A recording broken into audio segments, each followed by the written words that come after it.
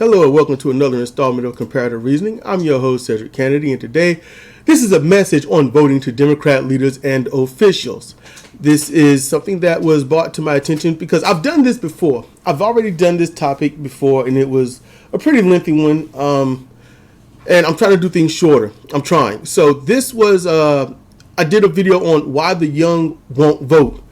I did that video, and Keaton Lane says, definitely think incentivizing young folk to vote is needed, but placing fines on folk who don't vote could lend itself to exploitation rather easily, especially those who don't have access to transportation. And that was a very poignant and perfect argument right there. It made a lot of sense. Now, here's the thing. If you're a Democrat, if you are, I don't care if you're a senator, mayor, sheriff, if you are a Democrat and you are leaning to the left, not the center left, all right, this will help you a lot. And this isn't even about being progressive or anything. If you want Democrats to stay in power, you have to understand one thing. The voters predominantly lean Democrat, okay? But why don't they vote? That's the thing. Why? Because it's just out of their way. In general, the young, it's just out of their way. And they don't know who to vote for anyway. That's a problem.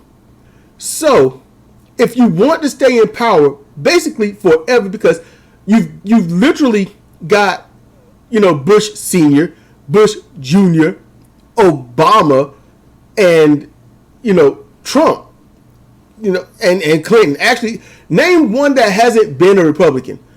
In general, center right, you're practically a Republican. And the people see that. It's not about being progressive. It's about not being a Republican in general.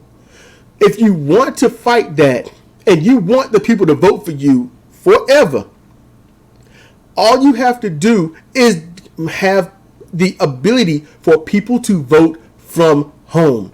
Vote from a computer. Have a government encrypted system. Okay? First and foremost, make sure that they can log in with their name, Social Security, address, living address. It doesn't matter if it's a shelter, public housing, a mansion, or some small home, or living with somebody else. If that is where they live, they can use it.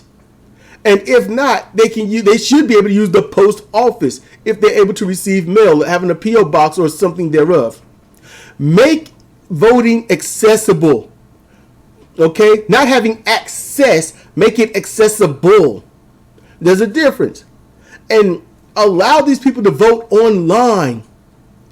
When they can vote online, and you have links on that voter slip where they can look at the pros and cons of the candidates, by a very credible websites, and none that are partisan, but very credible websites and things to give the information, you will stay in power. Democrats will never give up seats. They will always stay in power. Just by default, because the majority of the country is Democrat. So keep that in mind. You want to stay in power. You bring the voting online, you will retain that power. This has been Cedric Kennedy for Comparative Reasoning. Thank you for listening.